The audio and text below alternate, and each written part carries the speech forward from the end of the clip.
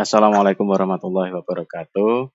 Baik teman-teman, kita lanjutkan manajemen bencana untuk pertemuan yang ketiga. Kalau sebelumnya kita kemarin sudah mereview apa itu bencana, apa itu kejadian bencana, dan juga konsep dasar manajemen bencana. Siklusnya bagaimana dan kenapa manajemen bencana sangat penting untuk dilaksanakan khususnya di wilayah rawan seperti negara Indonesia. Nah, pertemuan ini kita akan membahas tentang jenis bencana, karakteristik bencana, faktor penyebab bencana, dan dampak yang ditimbulkan dari kejadian bencana. Nah, kita akan bahas dulu ini tentang jenis bencana dan karakteristik bencana terlebih dahulu. Jadi berdasarkan peraturan Kepala BNPB nomor 2 tahun 2012, ini ada 13 jenis bencana atau bahaya yang berpotensi menimbulkan kerugian di wilayah Indonesia. Ada 13, yang pertama gempa bumi, tsunami, banjir, tanah longsor, letusan gunung api, atau mungkin kalau orang geomorfologi akan menyebutnya erupsi gunung api, gelombang ekstrim dan abrasi, cuaca ekstrim, kekeringan, kebakaran hutan dan lahan, kebakaran gedung dan permukiman, epidemi dan wabah penyakit, gagal teknologi, dan konflik sosial. Kita akan sedikit menguraikan beberapa jenis bahaya atau bencana yang berpotensi terjadi di Indonesia. Gempa bumi ini berpotensi terjadi karena wilayah Indonesia ini terletak sangat dekat dengan zona megatrust atau zona subduksi. Jadi pertemuan antara lempeng tektonik. Ya, jadi kalau secara magnitud atau riwayat kejadian, gempa-gempa yang sering menimbulkan kerusakan dan juga akhirnya menimbulkan korban jiwa itu adalah gempa-gempa tektonik. Karena secara magnitud dia lebih besar daripada gempa-gempa vulkanik. Begitu. Dan karena letak Indonesia tadi, maka gempa bumi ini sangat berpotensi terjadi.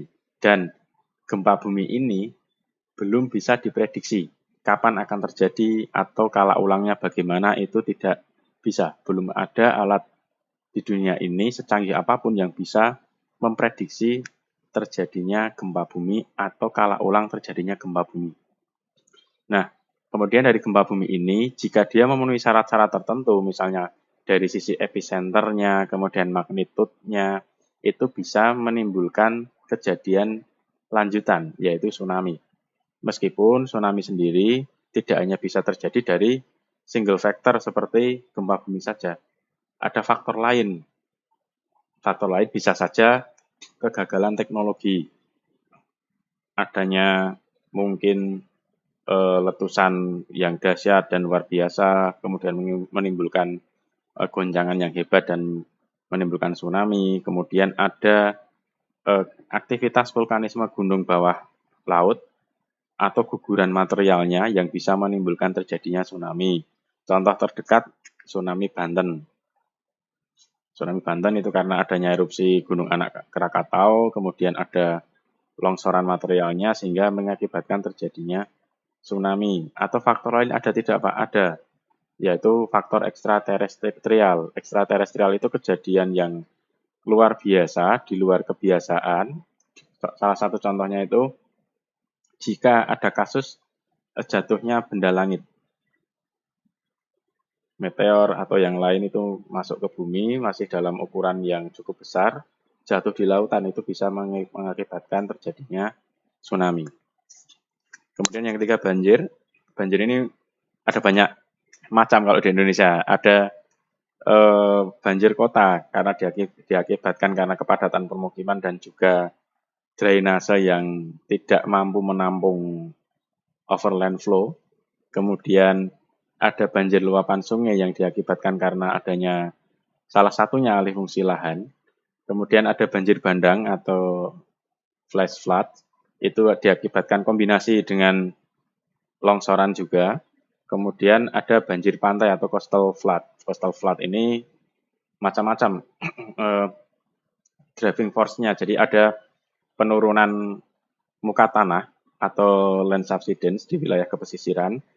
Kemudian ada yang mengatakan karena pengaruh pemanasan global sehingga muka air laut naik. Jadi begitu. Jadi ada banyak faktor yang menjadi pemicu banjir pesisir. Ini kalau kita pecah sangat detail akan sangat bagus pembahasannya. Kemudian ada tanah longsor. Nah, tanah longsor sendiri ini ada banyak jenis, termasuk juga material yang ikut terbawa di dalam longsoran itu. Selain juga ini bisa dipicu oleh kejadian-kejadian meteorologis. Makanya biasanya ada istilah bencana hidrometeorologis karena ada kaitannya banjir, longsor, kekeringan, kemudian cuaca ekstrim itu bisa menjadi pemicu longsor. Gitu. Selain juga aktivitas manusia tentunya. Kemudian ada erupsi gunung api. Ini saya lebih sukanya nyebut erupsi gunung api karena terbiasa menyebut dengan istilah itu.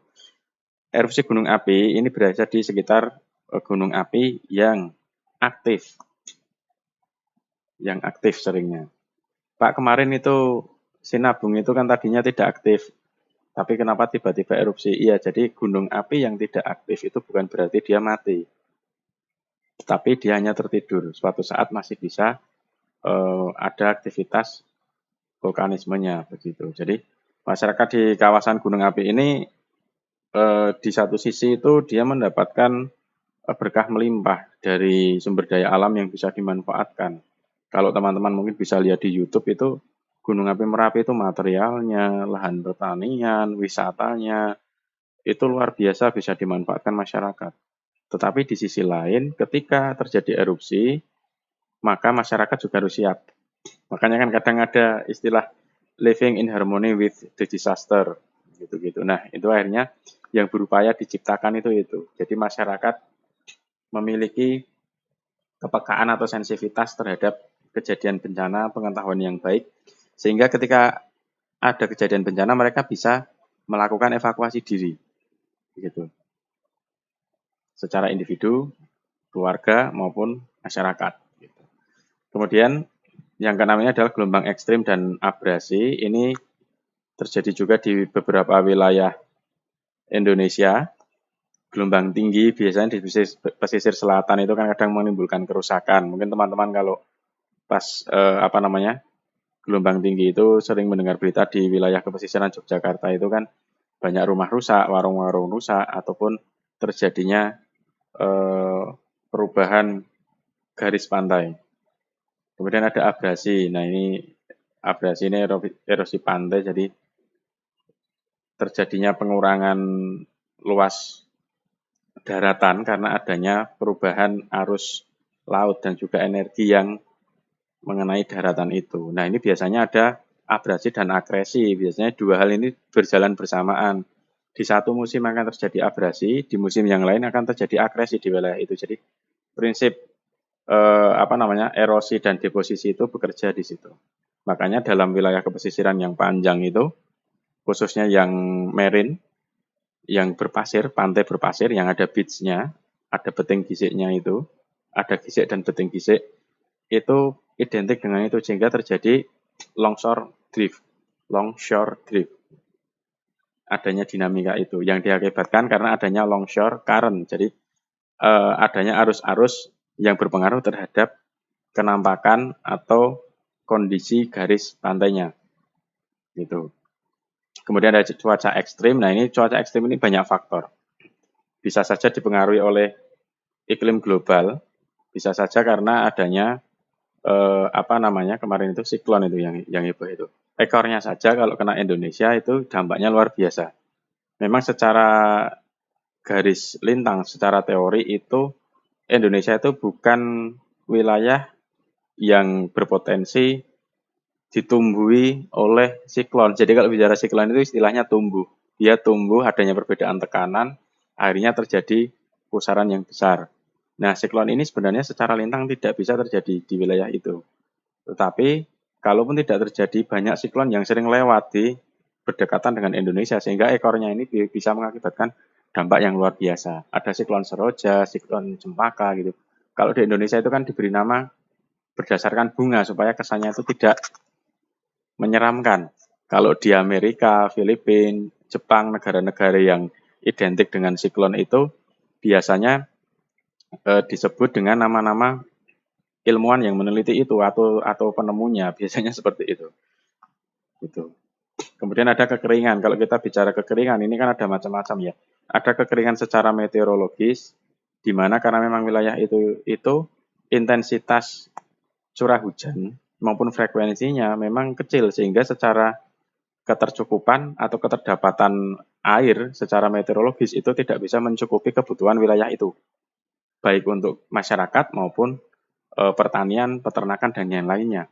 Kalaupun bisa, itu tidak bisa dalam jangka waktu yang lama. Kemudian ada kekeringan secara hidrologis. Kekeringan secara hidrologis ini berbeda lagi, jadi dipengaruhi oleh faktor-faktor lainnya, jadi faktor kondisi fisik lingkungannya. Kemudian ada juga kekeringan secara pertanian. Jadi kondisi lengas tanah, kondisi yang lain dipengaruhi oleh banyak faktor sehingga tidak bisa memenuhi batas aman untuk bercocok tanam. Jadi kekeringan itu ada berbagai jenis. Nah, kalau kita bicara dalam kekeringan dalam konteks das, maka biasanya akan selalu terkait dengan banjir luapan sungai. Jika wilayah hilir suatu das itu terjadi banjir luapan sungai, maka di wilayah tengah atau hulu hampir pasti bisa dipastikan akan ada wilayah yang terdampak kekeringan ketika musim kemarau datang. Kenapa? Ini saya sudah sering menjelaskan. Jadi ketika banjir luapan sungai terjadi itu ada beberapa asumsi atau teori yang bekerja. Jadi di bagian hulu atau tengah itu ada peningkatan runoff. Kalau kita bicara runoff, maka ada 3 jenis. Setidaknya ada 3 jenis. Ada overland flow yang dia mengalir di atas permukaan tanah dengan membawa material hasil erosi. Ada interflow. Interflow ini mengalir di bawah permukaan tanah tetapi masih di atas lapisan impermeable. Lapisan permeable, jadi dia di zona saturasi, dia mengalir di bawah permukaan tanah. Kemudian ada juga yang paling bawah namanya base flow atau sudah bercampur dengan air tanah atau groundwater. Nah, ketiga-tiganya ini tuh bergerak.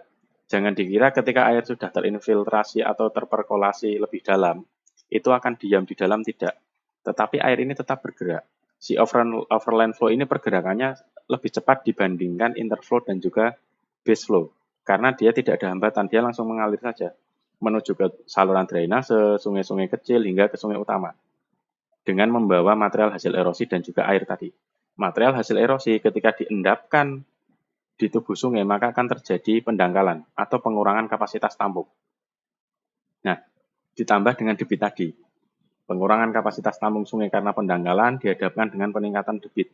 Karena semakin tinggi overland flow, logikanya sumbangan debitnya akan semakin besar. Karena semuanya akan mengalir ke sungai utama. Begitu. Makanya kemudian ada yang membuat kolam tampungan, membuat waduk. Nah, itu salah satunya untuk menahan laju overland flow tadi. Begitu. Kita kembali ke overland flow tadi. Jadi, ketika itu bertemu maka akan terjadi luapan. Luapan ini kalau terjadi di wilayah yang dataran banjirnya atau sekitar hingga ke dataran aluvial atau backswampnya itu tidak ada aktivitas manusia, oke, fine, aman, itu bukan bencana. Tetapi jika di wilayah hilir itu subur, sudah banyak permukiman, maka itu bisa jadi bencana. Karena kan secara logika manusia itu akan mencari permukiman yang relatif datar, tanahnya subur, akses mudah, air tanahnya secara kualitas dan kuantitas bagus. Maka wilayah-wilayah berupa dataran aluvial itu sangat padat. Begitu. Karena untuk pertanian bagus, permukiman wilayahnya datar, aksesnya mudah, airnya bagus. Gitu, sehingga bisa terjadi bencana. Nah, kita kembali ke interflow. Interflow ini tadi ketika dia terinfiltrasi, mencapai titik jenuh tertentu kan airnya sudah tidak bisa masuk, akhirnya terjadi overland flow tadi. Nah, si interflow ini juga bergerak di bawah permukaan tanah. Interflow ini bergerak menggunakan 2 prinsip. Yang pertama dengan prinsip kapilaritas, memanfaatkan celah-celah kapiler yang ada. Dia akan bergerak ke segala arah untuk membasahi lapisan tanah itu. Ketika sudah basah, sudah jenuh, dia akan bergerak sesuai gaya gravitasi turun ke bawah dan juga mengalir menuju ke tempat yang lebih rendah. Yang turun ke bawah tadi terperkolasi lebih dalam menjadi cadangan air tanah, gitu. Nah, cadangan air tanah pun ini juga bergerak sama seperti interflow tadi. Dia akan mengalir menuju ke tempat yang lebih rendah. Yang jadi masalah adalah ketika air hujan yang turun itu yang terinfiltrasi itu tadi tidak bisa mencapai batas yang optimum, maka overland flow menjadi tinggi dan berpotensi mengakibatkan banjir. Nah, ketika airnya banyak terbuang di situ, maka yang masuk ke dalam terperkolasi itu kan sedikit. Jadi ketika musim kemarau tiba, kekeringan akan terjadi karena cadangan air tanah dari air hujan tadi yang harusnya terperkolasi malah jadi overland flow. Ini salah satunya diakibatkan adanya alih fungsi lahan. Tidak harus selalu menyalahkan hutan menjadi perumahan, sawah menjadi permukiman. Hutan menjadi bentuk lain yang dia menimbulkan kerusakan agregat tanah juga bisa berpotensi. Misalnya hutan kemudian jadi gundul, tidak ada tanamannya. Dengan tidak adanya tanaman itu, maka agregat tanahnya juga rusak. Karena zona perakaran itu membantu menjaga agregat tanah, sehingga infiltrasi bisa terjadi dengan baik. Ketika agregat tanah rusak, ya sudah, infiltrasi tidak optimum, overland flow terjadi, tanahnya terjadi erosi. Dampak jangka panjangnya, tadi kalau jangka menengah dan jangka pendek mungkin banjir ya, dan juga kekeringan. Jangka panjangnya nanti itu adalah hilangnya unsur hara. Hilangnya unsur hara untuk wilayah-wilayah tersebut. Begitu. Kemudian ini kebakaran hutan dan lahan, ini masuk juga dampak dari hidrometeorologis, karena kondisi cuaca. Kemudian kebakaran gedung dan permukiman ini sering terjadi di kota-kota besar, padat penduduk seperti Jakarta, Jogja, Solo juga sebenarnya sudah masuk untuk kategori ini. Tinggal nanti mungkin bagaimana cara mitigasinya. Cara mitigasinya misalnya penyiapan hidran, jalur untuk pemadam kebakaran, kemudian peningkatan kesadaran dan pengetahuan masyarakatnya begitu. Kemudian epidemi dan wabah penyakit. Nah, kalau ini yang sedang kita hadapi saat ini. Jadi kita sedang mengalami bencana wabah penyakit, tapi levelnya di atas epidemi, yaitu pandemi. Kalau pandemi itu sudah mengganggu seluruh dunia, epidemi masih di bawah itu levelnya. Mungkin yang dulu pernah dengar wabah kolera di Afrika, polio, atau mungkin Spanish influenza yang karena kemarin COVID naik terus dibahas lagi sekitar tahun 1916-an ya. Itu juga terjadi. Kemudian kegagalan teknologi ini bisa nuklir.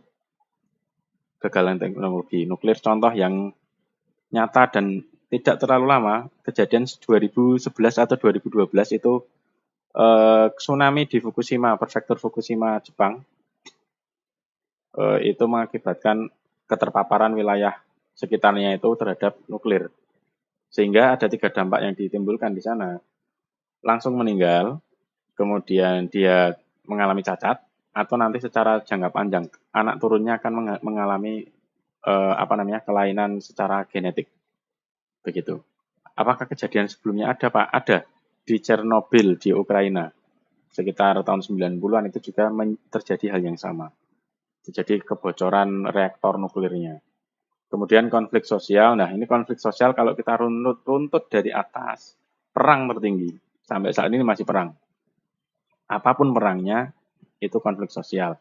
Kemudian kalau level yang sederhana, yang di tempat kita saya sebut sederhana ya, terjadinya tawuran misal. Di beberapa wilayah Jakarta dan kota satelitnya itu kan kalau kita lihat di berita itu kan sering terjadi tawuran. Nah, tawuran ini pun lama-kelamaan kalau tidak bisa dikontrol atau sering terjadi, dia mengakibatkan traumatik bagi warga, kerusakan bangunan, atau terganggunya aktivitas.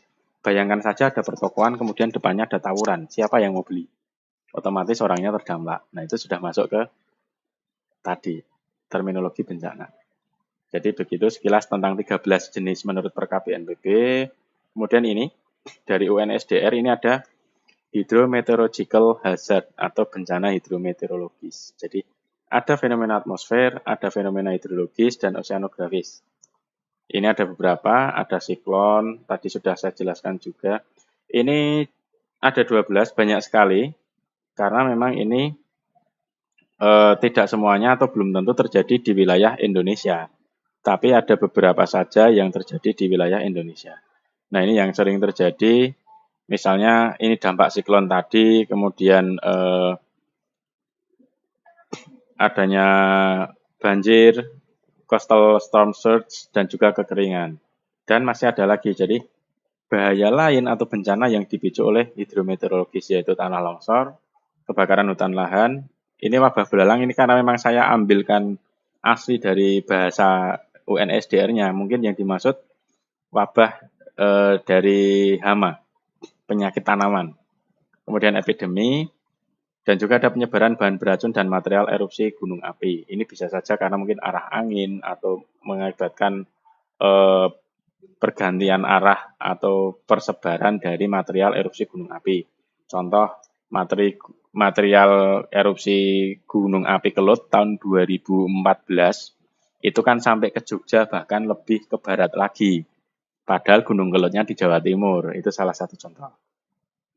Kemudian geological hazard, ini bencana geologi. Tadi sudah saya jelaskan juga bahwa ada kejadian-kejadian yang ditimbulkan karena adanya fenomena geologi, gempa bumi atau aktivitas vulkanik atau aktivitas lanjutan dari bencana geologi. Ada mass movement atau mass wasting. Jadi kalau kita bicara mass movement, mass wasting ini biasanya kalau kita identik dengan longsor. Kemudian ada landslide, landslide itu longsor lahan. Kalau tanah longsor, itu lebih ke materialnya, dia tanah longsor. Kalau landslide itu longsor lahan, materialnya bisa berbagai macam dan ada beberapa jenis. Begitu. Kemudian ada rock slide atau rock fall, ada surface collapse, jadi amblesan itu. Kemarin waktu siklon Cempaka terjadi kan di Gunung Kidul ada dolin yang ambles. Nah itu menarik sekali untuk dibahas sebenarnya. Kemudian yang kelima ada debris atau mud flows. Ini banjir lahar hujan kalau di Indonesia. Kemudian biological hazard. Nah ini dia yang sedang kita hadapi saat ini, wabah penyakit. Kemudian penularan penyakit tanaman dan hewan. Kalau ini saya rasa beberapa wilayah Solo Raya ya, tahun kemarin itu kan hama tikusnya luar biasa. Kemudian setelah hama tikus, hama penyakit-penyakit lain seperti worong itu juga hebat sekali menyerang petani. Jadi contoh-contoh itu ada di sekitar kita sebenarnya. Ya, baik teman-teman. Mungkin dua klasifikasi ini yang kita bahas terlebih dahulu karena sangat menarik sekali. Mungkin nanti ke depan kita akan bahas lebih detail karakternya bagaimana sih kalau di Indonesia. Kenapa ini beda dengan yang ini? Gitu. Kalau ini kan kelompok besar, lah kalau Indonesia ini dirinci lagi. Nanti ada juga dari BNPB yang membahas klasifikasi bencananya. Ada yang mengelompokkan bencana alam, bencana non alam, dan juga bencana sosial. Jadi ada 3. Tapi dalamnya juga isinya ini, 13 ini. Jadi sangat menarik sekali. Baik teman-teman, mungkin hari ini itu yang dapat saya sampaikan. Terima kasih. Assalamualaikum warahmatullahi wabarakatuh.